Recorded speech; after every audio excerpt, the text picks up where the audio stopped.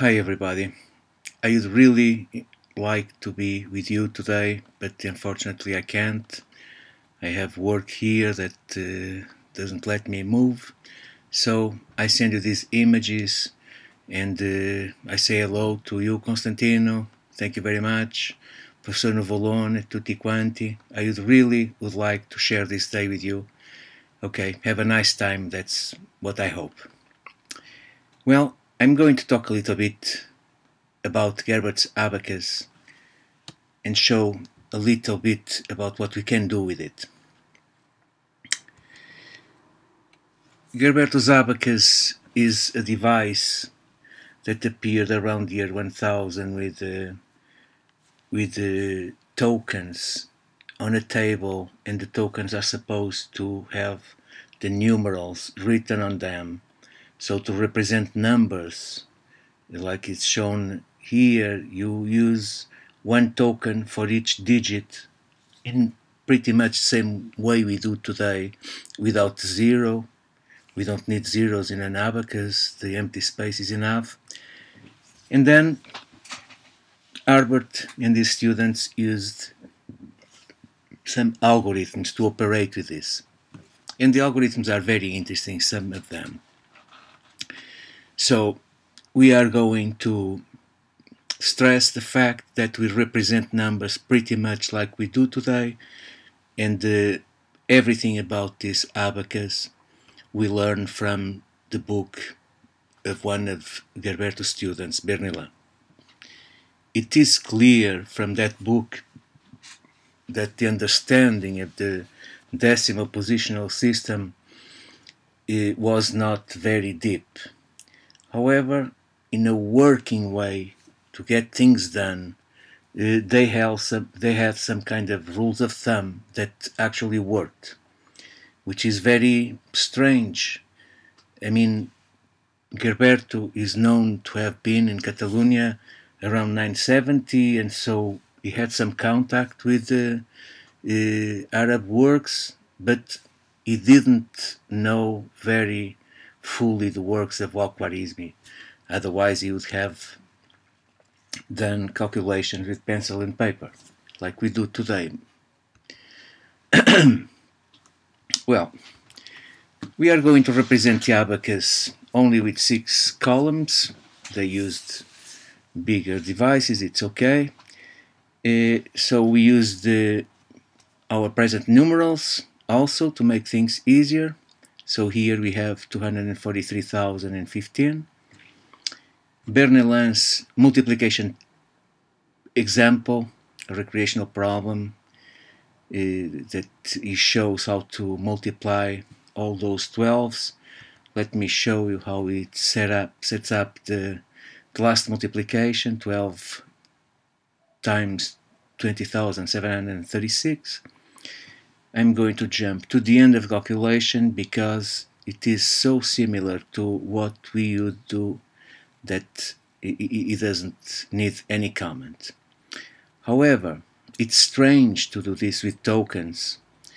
If they knew how to do it with pencil and paper, they would. So this was really a thing very special, and probably this method was really invented by Gerberto.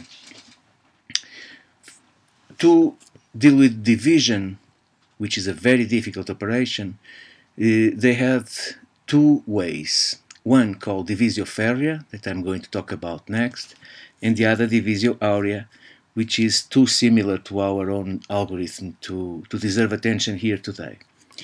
Divisio ferrea is very, very interesting. I'm going to follow examples only given by Bernilin. This is 668 divided by 6. The way this is set up in the abacus is the following. First, he chooses a helper divisor, in this case is 10, which goes to the first line. Then comes the real divisor, which is 6. Then the difference between them, which is 4. And then we write twice the dividend. And twice because the lower one is going to be cannibalized in the process, and the other stays there to remind us what we are doing. So now we start the calculation dividing the 600 by 10. Well, they have rules of thumb that say that a 6 on the third column divided by a 1 on the second column is a 6 on the second column, which we put below the line at the bottom. So from here we put a 6 below, and we have to compensate because we divided by 10 instead of dividing by 6. So we have to compensate and add to the dividend 60 times the difference between 10 and 6, which is 4. So 60 times 4 is 240 that we have to add up. And now we keep going, we divide 200 by 10, we get 20, and we compensate with 80. So now we clean up the mess. We still have 188, so we have to divide the one of the hundreds by 10, which is easy, it's 10. We have to compensate with 10 times 4, which is 40. Let's clean this up. We still have 128. Again, we divide the hundreds. 100 divided by 10 is 10. We compensate with 40. We have 68. 6 divided by 10 is 6. We have to compensate with 6 times 4, which is 24. So we are left with 32.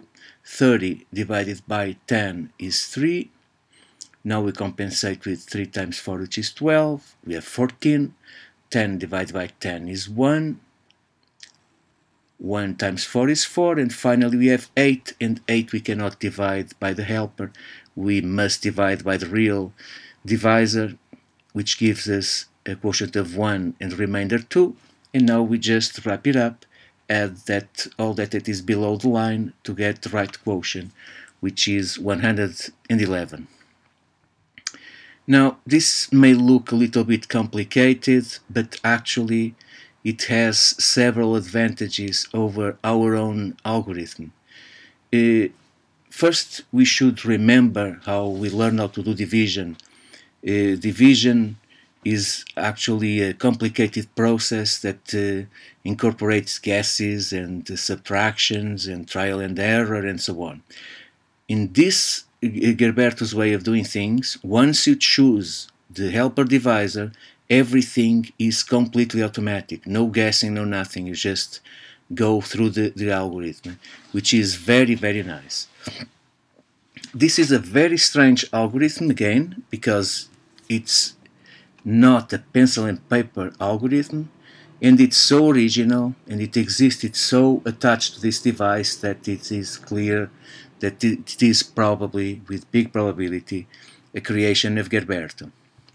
Mathematically, the things are not difficult. When you have a division, you have a dividend, a divisor, a quotient, and a remainder, and if you add two multiples of the quotient to both sides, you can start fine-tuning this constant z shown in this equation displayed here, in a way that you can make b and z, b plus z nice. In our example, the b was 6, and we added 4. It was our z. So we got b plus z equal 10, which is much nicer than 6 to be a divisor. To divide by 10, we all know it's very easy in our decimal system. So this is very, very smart, and mathematically it has a good flavor because it shows how to reduce a difficult problem, a division, to an easier problem of the same kind, which is always nice to see. Let me go through another example of Bernoulli. Here the helper is 7,000, it's the first line. The operation to be performed is at the top of the slide. And so we start by dividing 70,000 by 7,000. So we get 10. We compensate multiplying by the difference of divisors. we are left with 8,998. We divide 8,000 by 7,000. We get 1 unit and 1 remainder stay there. We compensate, and now we cannot do anything more because we are left with a quantity that is smaller than the divisor. So we finished our calculation. So it all goes well. It lots of digits. These numbers are big. These divisions were impossible to make using the common abacus of the undistinguished tokens. Step by step, the algorithm is also nice to be decoded in mathematically with this little algebra, which is very pedagogical if we are in a teaching environment. Let's go to another example. Big numbers, but the calculation is finished very soon because we have numbers that are very close to each other. So we divide 9 by 9 is 1, we compensate, and we immediately get to the remainder. But we are dealing with very big numbers, so these people are showing off. Now, this nice example, I will get back to this example later, 6,121 divided by 344. So 6,000 divided by 400, it's 10, remainder 2, compensate with 560, which comes from multiplying 10 by the difference between the divisors. We update, we divide 2600 by 400, which is the same as dividing 26 by 4, which is 6, remainder 2, we compensate, we are left with 617, we divide 600 by 400, which is 1, remainder 2, compensate, and we are done. So the quotient, the number we were looking for, was 17, remainder 273. There were lots of calculations here, something that algebraically we write down in 4 easy lines. Okay. As we saw, we have an easy justification for the mathematics of this thing. Now, when this b plus z is nice, always Gerbertus, of course, chose a positive z. However, this equation, of course, holds as well if we use subtraction. So, another way of saying it, we can use negative z. And sometimes, if we can choose between these two, we start having lots of possibilities about the choice of the nice helper divisor. Let me go back to an example of Bernoulli, but now I'm going to use 6,000 instead of 7,000 as the helper. And everything works. I divide 70,000 by 6,000, I get 1. Now we have the minus sign there showing that the difference is negative. So I have to compensate now by adding a negative number, which means the same as subtracting a positive number. And now we proceed. 6,000 divided by 6,000 is 1. And we compensate, and it's done. We finished the algorithm. So, how do we translate this mathematically? Exactly the same way. There was no big problem. In the middle of the process, there were negative numbers. Let's say, nothing else. Another example of Bernoulli with another choice of the helper. Here I take the helper to be 5,000. So 9 divided by 5 is 1, remainder 4. I have to compensate adding a negative number, and I immediately jump to the final answer. It runs really smooth. Now this one, it's the last one of Bernoulli. I'm going here to use the helper 300. So I divided 60 by 3, which is a 2 in second column.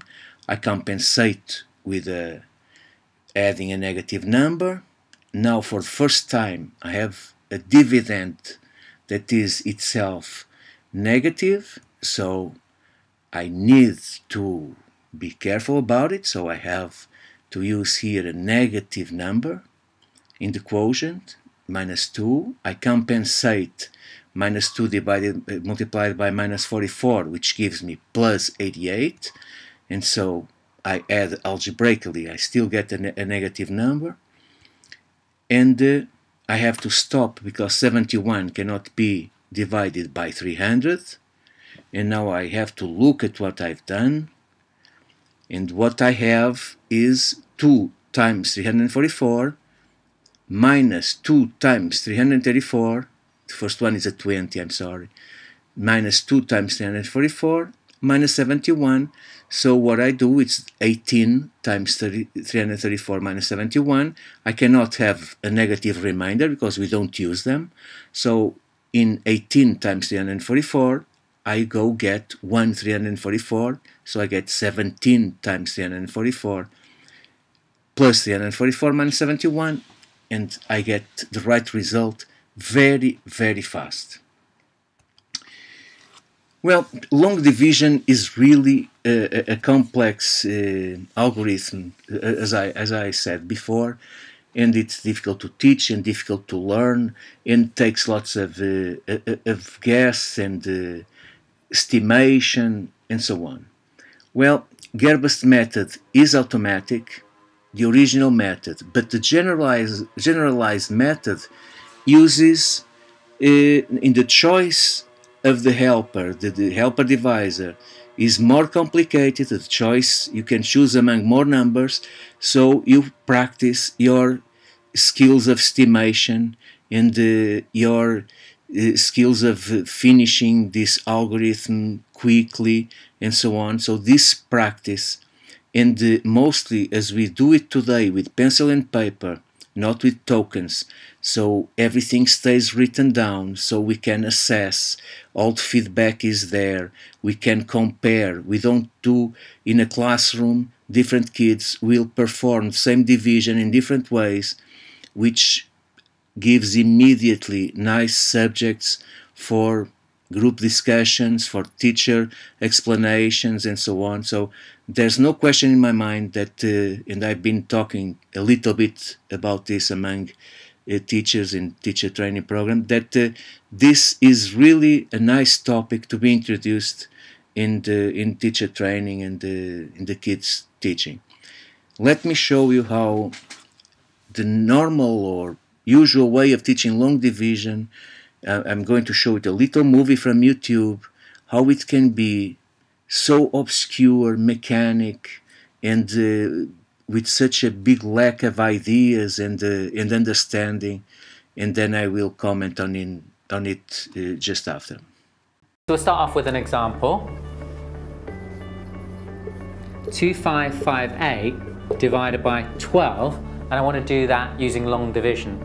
So I start off by writing inside my division 2558, and then outside is the 12. When I'm looking at this, first thing I want to do is cover up so that I only have 2 digits here, the same as I have there. And so I'm asking myself, how many times does 12 go into 25? How many times does 12 go into 25? Well, the answer is 2 times, because 2 times 12 is 24. So I write that underneath there. And the next thing I do is I then subtract. So 25 subtract 24 is 1. Now you see I only have 1 digit here. So I bring down the next digit to join it. So I have 2 digits here again. And I ask myself the same question. How many times does 12 go into 15? So the answer this time would be 1 time. So I write a 1 on top of there. And the reason is 1 times 12 is 12. Do the same thing, subtract it.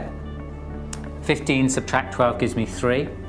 Again, I'm left with 1 digit down here. So I bring down the next digit, which is also the last digit. There are no more digits left to bring down to join that.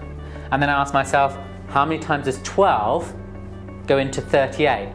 And the answer this time is 3 times, because 3 times 12 is 36. And my final subtraction, 38 minus 36 is 2. Now there are no more numbers to bring down, so this number here is the remainder. It got left over at the end of our division. Let's see how we could go about dividing 2558 by 12 using the generalized Gerbertus method. We use the helper divisor 10, which is smaller than the actual divisor, that is 12, so our difference has a minus sign here to remind us of that fact, and the rest is as I described before. So we start by dividing 2000 by 10, which gives us 200, as we know.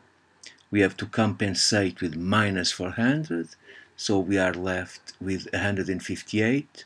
We must divide 100 by 10, which is equal to 10, and we have to compensate with minus 20, so we are left with 38. We divide 30 by 10, which gives us 3, and we compensate with minus 6, and we get the remainder 2. So it was very, very easy to do, very smooth. The numbers and the operations implied here were very simple compared to what looks to me like an obscure, mechanic, algorithmic, modern long division that I showed you from Facebook. So I hope I didn't make you waste your time. I hope you have a very nice Gerbert's Day. See you next time.